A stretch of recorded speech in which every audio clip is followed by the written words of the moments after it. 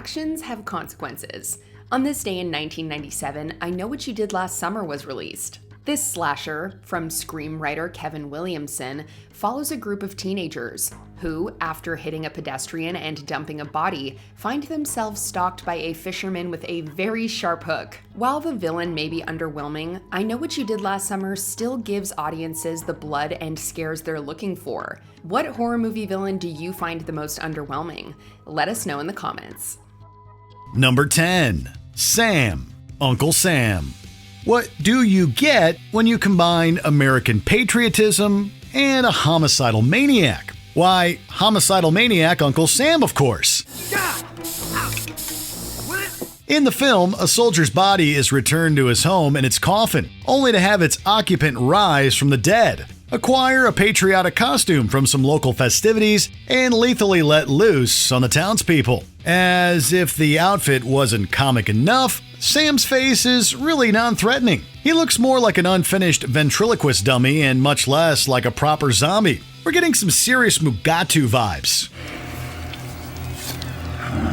Oh, and don't feel bad for him. It turns out Human Sam wasn't fighting for his country. He was in it for the legal murder. He did not earn that cheap costume he wears.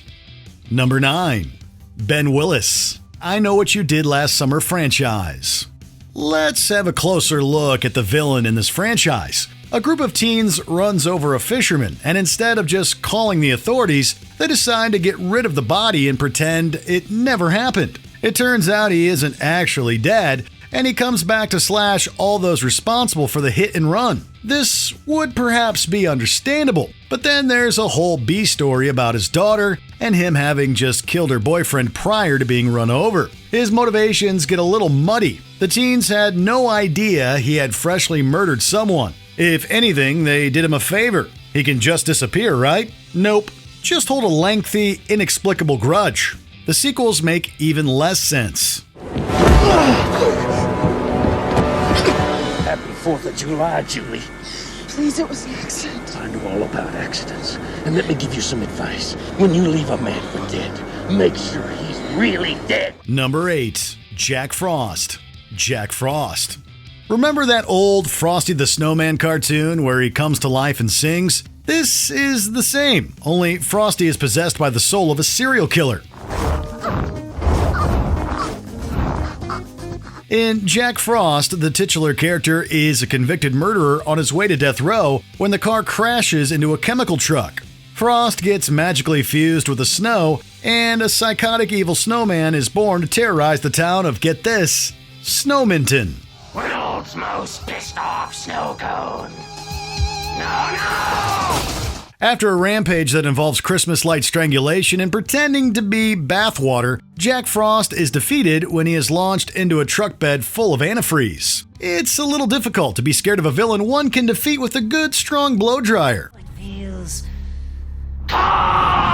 Number 7. Roman. Robot Monster. There's really nothing like old, terrible monster movies. 1953's Robot Monster features an invasion of Earth by a moon creature that is oddly very well spoken in English. Roman is a half-gorilla-esque creature with what seems to be an old-fashioned scuba suit for a head. Yet I must. The film, unsurprisingly, is considered one of the worst ever made. Roman destroys all but 8 humans on Earth with his death ray. One of the 8 is Alice, with whom the Moon Man falls in love for some reason.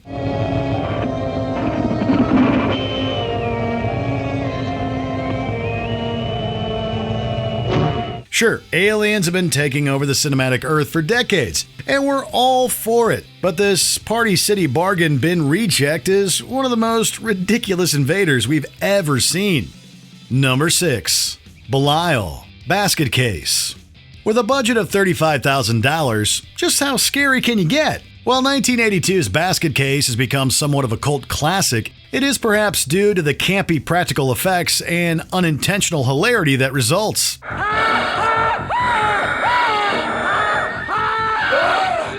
In the film, a man carries and telepathically communicates with his regretfully removed conjoined twin in a basket. The two seek revenge for their separation and commit murders in retaliation. Their names are Dwayne and Bile.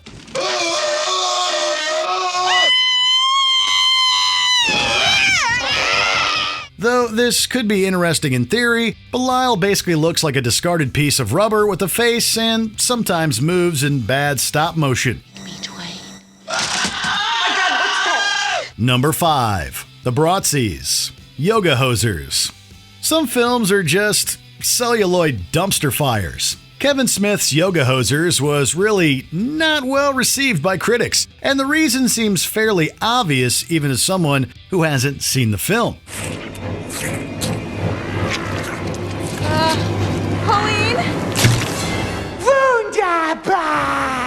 Part of Smith's True North trilogy that began with 2014's Tusk, Yoga Hosers features two shop clerks who defend themselves against underground Nazi clones using their yoga techniques.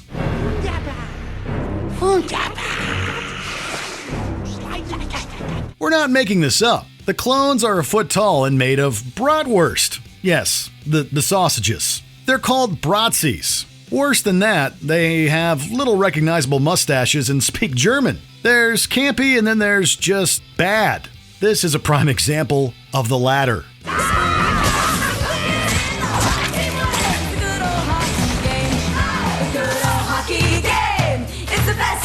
Number 4. Ricky Caldwell. Silent Night, Deadly Night Part 2. If you don't have any original ideas for sequels, you end up with a film like this one. Who did it? Santa Claus. The sequel to 1984's Silent Night, Deadly Night relies so heavily on the original that it contains at least 30 minutes of flashback footage from the first film. In the original, Billy Chapman goes on a murder spree in a Santa suit due to his trauma from seeing his parents murdered by a jolly fat man when he was a child. The sequel features his brother Ricky doing the same thing. He is expertly inserted into the flashback footage to include him a little more.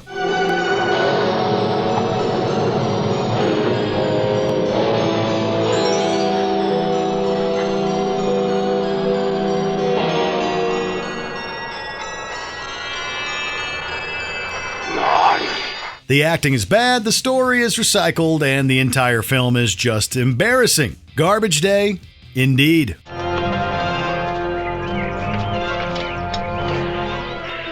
Garbage day! Number 3. Dr. Joseph Haider. The Human Centipede. First sequence. There are a lot of these crazed scientist/doctor doing human experiments films. Arguably, however, none so nausea-inducing as The Human Centipede. Dr. Joseph Haider is a world-famous surgeon known for his expert separations of conjoined twins. However, he dreams of doing the opposite, sewing humans together to create new creatures. My friend.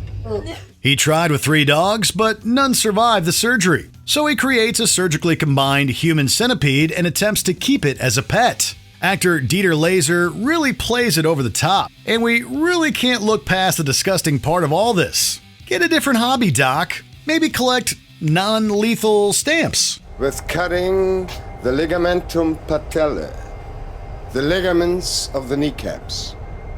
So, knee extension is no longer possible. Number 2. The Ginger Dead Man. The Ginger Dead Man franchise. Really, all we have to say is Gary Busey stars as a psychotic cookie for this entry.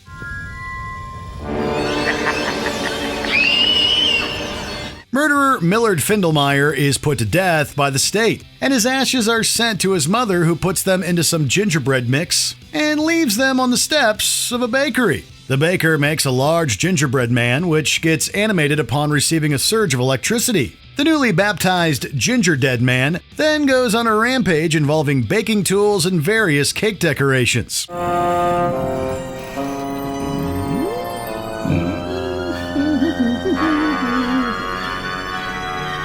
try a lady finger? Why didn't anyone just throw some milk at him? Wouldn't that have softened his cookie bones? Do cookies have bones? Also, it's Gary Busey as a murderous cookie.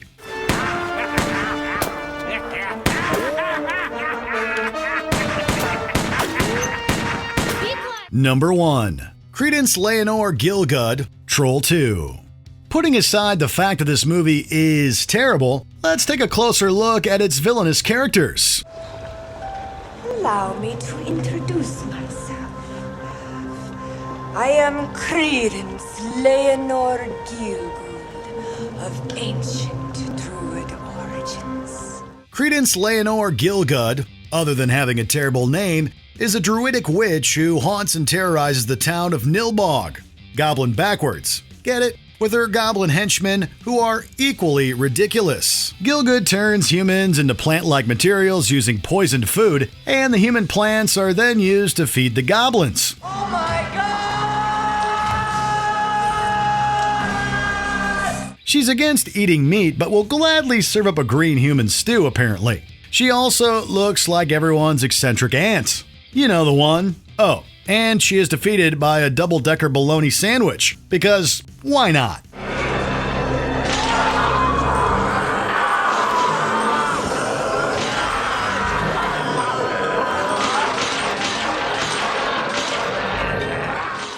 Did you enjoy this video? Check out these other clips from Watch Mojo, and be sure to subscribe and ring the bell to be notified about our latest videos.